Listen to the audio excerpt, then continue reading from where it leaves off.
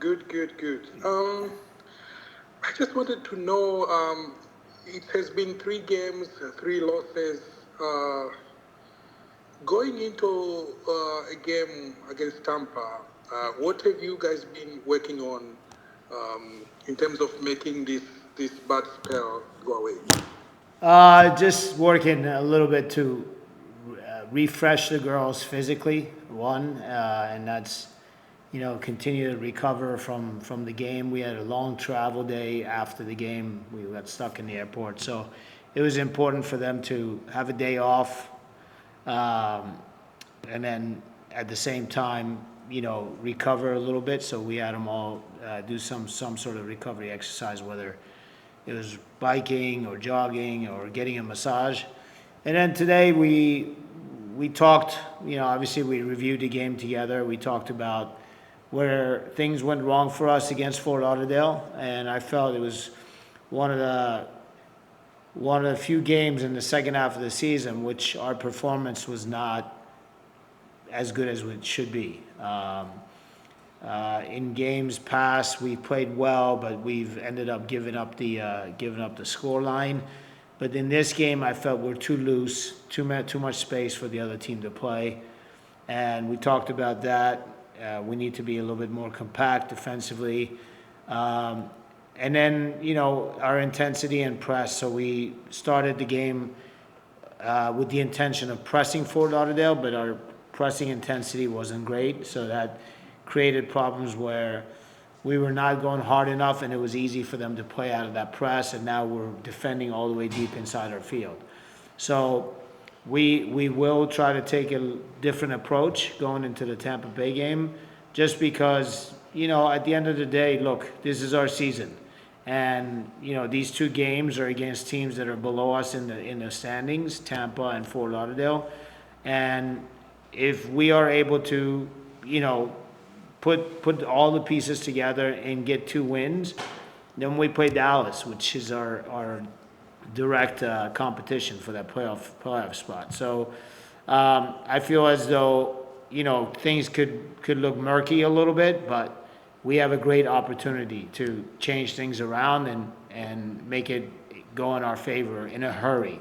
So that's kind of the message that's been given on the field, working on counterattacks and being able to provide good services in the box and make sure that we have numbers in the box to finish. Those are some of the things we worked on today. This is our first training session back from the game, and then tomorrow in Tampa we'll put the final pieces together with some tactical things and then set pieces. So, for people who are watching your team, it's hard to explain because the results are not speaking. It's just half story of it. The team sometimes play fantastic football, coach.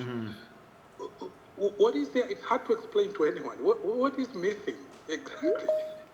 Well, I mean, it's simple, really, and I've been repeating it. But obviously, when people are not watching the game and they look at the scoreline, they're like, okay, well, there's another 3-1 or 2-0 loss. But when you watch the game, you can see that where our deficiencies are. Our deficiencies are final third, and the ability to either deliver that final pass or to finish that opportunity. I mean, again, statistically looking at it, you look at the statistics from that game. Our expected goals are better than Fort Lauderdale. Our shots are much higher, and yet we're on the wrong end of the result. Same thing with the games before. I mean, I can't think of a game in the second half of the season where we haven't outshot the opponent, and yet, right, as you said, we now have 2 losses in a row or 3 losses in a row. So, that's put us in a position where, from here on out, every game is a must-win. You spoke about going into this game. You are looking to tackle it with different approach from what you've been doing. Does this mean changing your style of play, or because things have been working? It's just that there hasn't been goal scoring, and the goals are not coming. Yeah. Do you change the way of play, or how do you, if you can explain more on that? I mean, not necessarily the way we play, because we have an identity and we're going to keep playing the same way.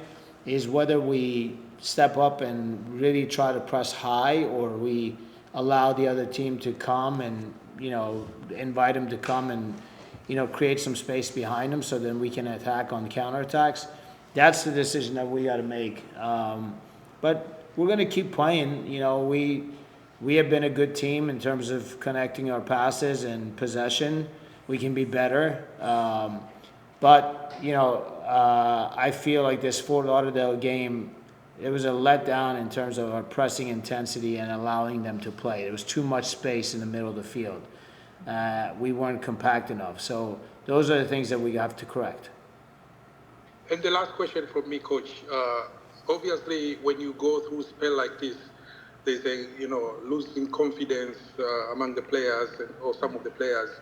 How do you tackle that right now going into the next games? I mean, just you got to remind them of the positives that's happened so far this season. Look, as much as we've struggled against Tampa or this game against Fort Lauderdale, we also played very good games against Dallas, against Lexington, against Jacksonville. We've beaten them twice. Teams that are above us in the standings, we've played really well against. So you gotta keep it positive and say, if we continue to do that, hopefully at some point and quick enough, things are gonna fall in place for us. And then at the end of the day, if we don't take care of our chances in front of the net, when you outshoot the other team by a large margin, it's going to be tough for us to win games. Our defense can hold up so much. I go back to a couple Carolina games where we completely dominated, and then we ended up losing the game because we didn't take our chances, and the one chance they had, they scored. Think about the Tampa game 2 games ago that we played. They literally had 3 or 4 chances, and they scored 2 goals. We had 19 shots and we didn't score any. 22 shots, and we didn't score any. So there's a difference, and that's if that doesn't change, playoffs are wishful thinking. To be honest with you. Thank you, Coach, and good luck. You're welcome. Thank you. Donald, if you have any questions, please go right ahead. Yeah, first off, Coach, thanks for your time. Good to see you. Hope you're doing okay. I wanted to ask about some of the, if you've already answered this already, about the injuries that you've had over the last couple of weeks, namely Gianna Gorley. What's her status and the status of the other injured players for this weekend? They're still injured. I would say a couple of them are closer to returning than the rest, but they're still injured. Gianna, we're hoping possibly for not this game, but the next game. Same with Katrina. But then I'm not so sure about the next game with Alexis Thierret. We also are missing, we're going to be missing Claire for international duty. Same with Morgan Aquino. So we're a little bit under it, but there's no excuse. We got to go out and get the job done.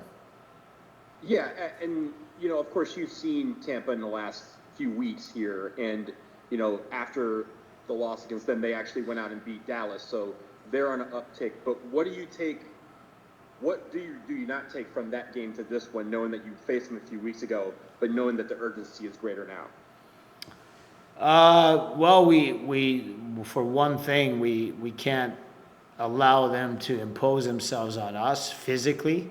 That's the most important thing, because that's a team that will work their butts off, from the first whistle to the last one, and we need to match that intensity and work rate, and then really be good defensively and not allow them to get ahead of us. Maybe it's very important to get a first goal against them. And they're a team that had struggled early in the season and morale was not great. So if you get on top of them, maybe they're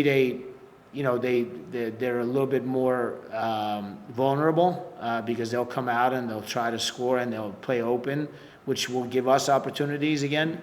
So getting that first goal, I think, is going to be important. Therefore, defensively being compact and not giving up the goal becomes huge in that game. Great. Thanks, Coach. Good to see you. You're welcome. Thank you.